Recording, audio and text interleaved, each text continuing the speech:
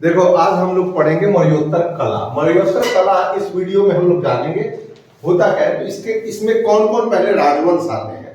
तो इसमें आता है ब्राह्मण वंश यानी शुंग, कणव, सातवाहन। विदेशी आक्रमणकारियों में शक, सिथियन, कुषाण और हिंद यूनानी।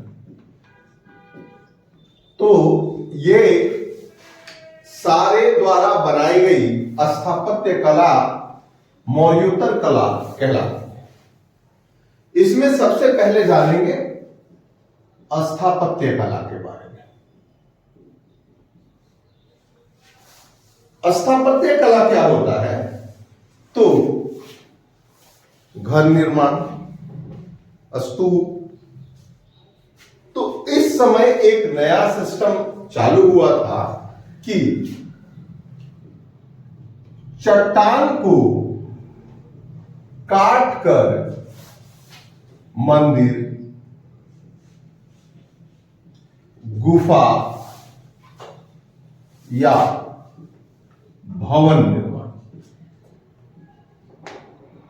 इसमें पिलर यानी स्तंभ भी शामिल है। अब इन गुफाओं में, क्योंकि गुफा आप बराबर का गुफा पहाड़ी में जानते हैं, तो गुफाओं में दो प्रमुख प्रकार थे। एक चैत्य गृह, चैत्य गृह एकांत में बैठकर ध्यान किया जाता है, और दूसरा विहार। दोनों मुख्यतः बौद्ध धर्म से ज्यादा संबंधित था।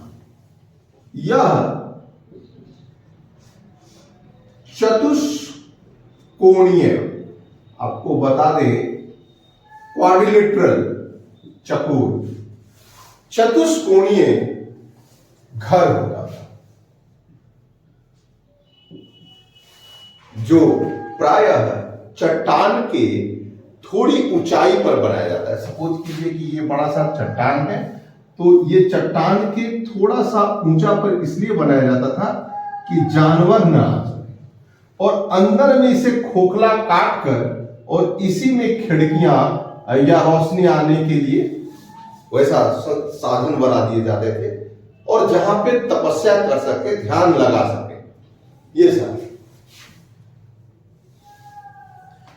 अगर हम अजंता की गुफाएं की बात करें, अजंता की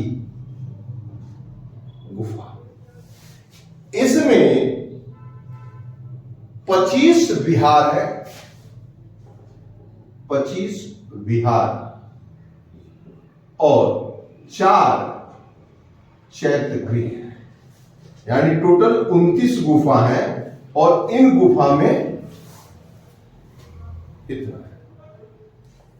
इन गुफाओं के किनारे किनारे मानव, पशु पक्षी या प्राकृतिक लताओं का चित्र बना जाता है, ताकि देखने में खूबसूरत लगे। उदयगिरी का जो अभी गुफा है, या खंडगिरी गुफा, यह खारवेल के शासक में उड़ीसा के पास, यानी उड़ीसा में भुवनेश्वर के पास के निकट ये उदयगिरी या खंडगिरी गुफा है, जिसमें क्रमशः 18 और 15 गुफाएं, 18 और 15 गुफाएं। उदयगिरी गुफा इसमें सबसे ज्यादा महत्वपूर्ण है, क्योंकि उदयगिरी गुफा में कहता है कि यहां हाथी गुफा, पूछता है एग्जाम में, हाथी गुफा का अभिलेख है, जो ब्राह्मी लिपि में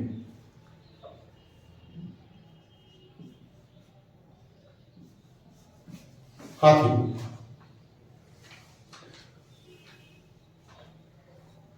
उदयगिरी का दूसरा एक और गुफा है जिसे रानी गुफा कहते हैं। यह 2 मंजिला है। 2 मंजिला गुफा का उदाहरण यहां मिलता है। और चूंकि यह जो बनाया गया था खारवेल द्वारा, तो जैन धर्म है, तो जैन धर्म का नमो मंत्र होता है, इस पे उल्लेखित है, उत्कीर्ण किया गया है। देखिए, स्तूप की शुरुआत तो सबसे बेहतर जो हुई थी वो मौर्य काल में हुई थी, लेकिन स्तूप का अलंकृत यानी उस पर डिजाइन अलंकृत स्तूप जो है वो मौर्योत्तर काल में हुआ।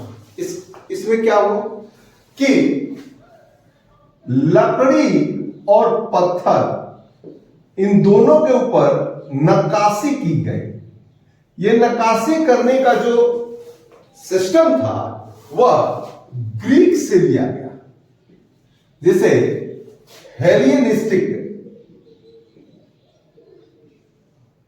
प्रभाव कहते हैं। इसमें जो स्तूप होते हैं उनके पहले क्या होता था कि स्तूप जनरली ये उल्टा कुआं जो कि ईंट का बना दिया जाता था, इसमें बहुत ज्यादा नहीं किया जाता था, लेकिन अब इसे एक खूबसूरत डिजाइन देकर फिर इसको अलंकृत ईंटों से सजाया जाता था। उसका प्रदक्षिणा पथ सजाया जाता था, उसके चारों तरफ चारों दिशाओं में द्वार बनाया जाता था, और मेन द्वार जो सिंह द्वार होता था उसको खूब बढ़िया सजा दिए जाते थे, और इस पे भी बहुत सारे डिजाइन बहुत से संबंधित किए जाते थे। तो यह भारभूत अशोक का सांची जो स्तूप अशोक बनवाया था, लेकिन उसके बाद इसे अलंकृत किए गए। और भी बहुत सारे ऐसे स्तूप हैं जिसके तोरण द्वार पर काम किए गए। मौर्योत्तर काल सबसे ज्यादा प्रसिद्ध इसलिए हुआ कि इसमें मूर्ति कला का विकास हुआ। मूर्ति कला मूलतः यूनानियों के प्रभाव से आए। यूनान में, यानी कि जिसे आप ग्रीस बोलते हैं, वहां के अपोलो का या अन्य देवताओं की चित्र उसमें बनेगी। अब इसका इफेक्ट यहां पे यूनानी जो हिंद यूनानी शासक हुए, उन्होंने इंडो ग्रीक, इन्होंने यहां गांधार शैली का जन्म दिया। गांधार अफगानिस्तान के आसपास का क्षेत्र में मौजूद था आधुनिक रूप से। इसे यूनानी या रोमन कला भी कहते हैं। यह एक विदेशी कला थी। थोड़ा सा पहचान के लिए कि इसमें जैसे बॉडी का मसल्स दिखाए जाते थे, और तो और उस बॉडी के मसल्स के साथ कपड़ों का सिलवटें। तो बुद्ध पहले ऐसे मानव हैं, बुद्ध जिनकी मूर्ति बनाई गई, और पहली जो मूर्ति बनी वह गांधार शैली। यह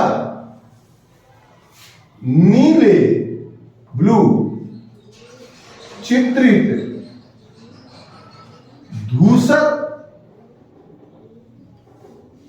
बलुआ पत्थर का यूज किया जाता है, यानी ब्लू ग्रे सैंडस्टोन यूज होते थे।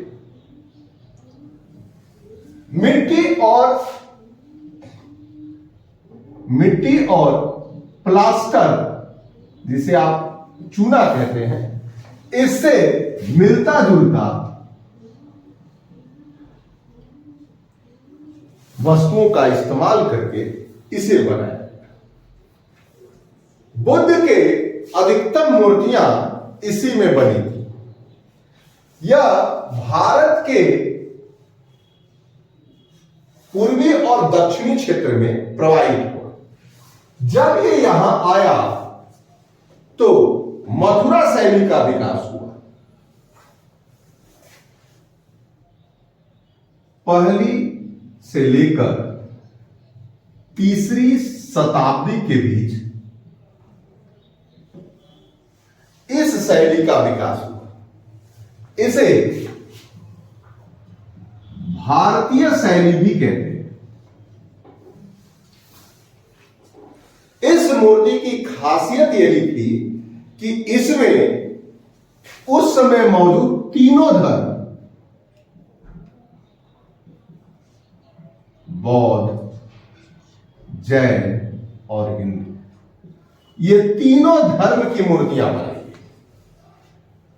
और मूर्तियों के साथ साथ उनके प्रभावशाली प्रतीक चिन्हों का प्रयोग किया, जैसे में चक्र, गदा,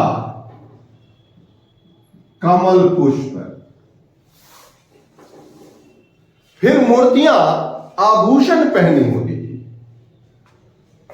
शरीर का मतलब जंघा का, बाजू का, औरतों के स्तन, नितंब इत्यादि ये बने रहते थे। ये मूर्तियां मथुरा के आसपास काफी विकसित हुई।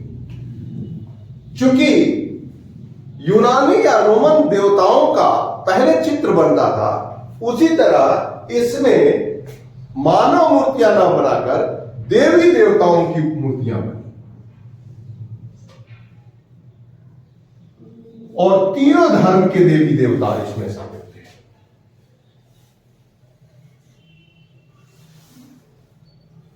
अब जो आप देखे होंगे कि अगर कोई देवता है तो उसके पीछे में, अगर कोई देवता यहां पे है तो उसके पीछे में यह प्रभा मंडल था, प्रकाश वाला। यह प्रभा मंडल का भी विकास इसी पीरियड में हुआ। वो बड़ा सा पीछे प्रभा मंडल इसके बने होते थे। अब आता है अमरावती शैली। इसे दक्षिण भारत की मूर्ति कला, दक्षिण भारत में सातवाहन शासकों ने इसे विकसित किया, जो कि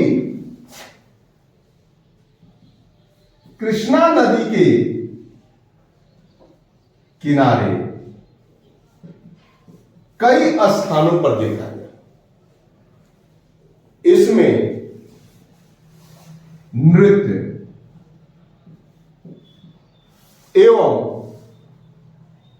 देवी देवता, प्राकृतिक, उजल, इन सारे शैलियों पर बना हुआ है। जो नृत्य के त्रिभंग शैली यानी डांस करते हुए हाथ पैर की, तो ये त्रिभंग शैली का बहुत जगह यूज देखा गया।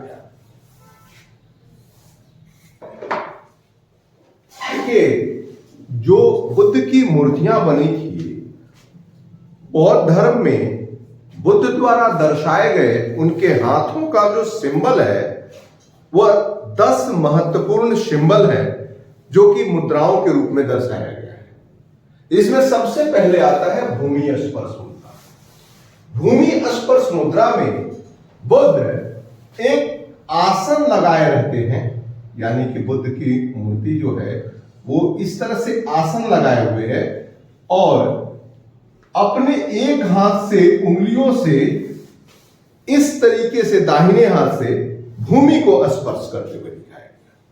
यह भूमि स्पर्श का मतलब यह है कि यह सत्य की गवाही देता है। सत्य की गवाह में पृथ्वी को शामिल किए हुए।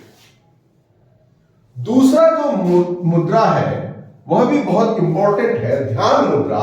ये ध्यान मुद्रा में दोनों हाथ एक दूसरे के ऊपर इस तरीके से रखा गया है।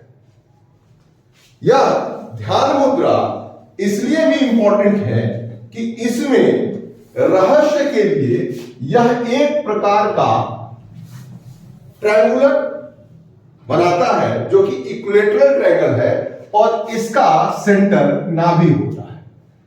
इससे कॉन्सेंट्रेशन बढ़ता है और साथ ही पृथ्वी के अंतिम मुद्रा यानी बोधि वृक्ष मुद्रा है। ध्यान मुद्रा जो है बोधि वृक्ष ज्ञान के लिए। इसी मुद्रा में उन्होंने बताया है कि रहस्यमय त्रिकोण बनता है। इसके बाद वितर्क मुद्रा है जो इस प्रकार से है। यह बताता है कि किस तरीके से उनकी उंगलियों को इस तरीके से करते हैं और इसमें एक होल बनाते हुए और अंगूठे से दबा के ये बनाया गया है इस तरीके से। ये चौथा मुद्रा है अभय मुद्रा। अभय मुद्रा जिंदगी जीने के लिए एक ऐसे, एक ऊपर और एक नीचे। चाइनीज में अगर आप देखे होंगे तो इस तरीके से एक चित्र आपको देखने को मिला होगा। एक का रंग काला होता है और एक का सफेद। यह जीवन और मरण को दर्शाता है, जिसमें एक हाथ इस तरह से रहता है और दूसरा हाथ जस्ट अपोजिट इस तरह से रहता है, इस तरह से। अब तीसरा जो मुद्रा है वह है धर्म चक्र मुद्रा। धर्म चक्र का मतलब यह होता है कि आप ज्ञान की वृद्धि हो, और धर्म चक्र में यह दिखाता है कि एक दूसरे के ऊपर इस तरीके से मुद्रा को दर्शाया जाता है, इस तरीके से एक दूसरे के ऊपर जुड़ा हुआ। यह बताता है कि इन दोनों का जुड़ाव किस प्रकार से है, जैसे प्रकृति और धरती का, जीवन और उसके अर्थ का। तो यह दिखाता है।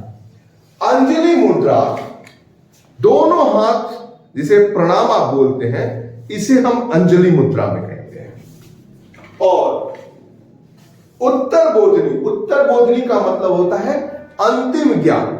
उत्तर बोधनी का अर्थ होता है अंतिम ज्ञान या सर्वोच्च ज्ञान, या सर्वोच्च ज्ञान दर्शाता है। और इसके लिए दोनों हाथों को ऐसे करके, अंगूठे को ऐसे और इस उंगली को ऐसे एक दूसरे में पकड़े, इस तरीके से ये बाइंडिंग हो जाती है और ये उत्तर बोधनी मुद्रा है।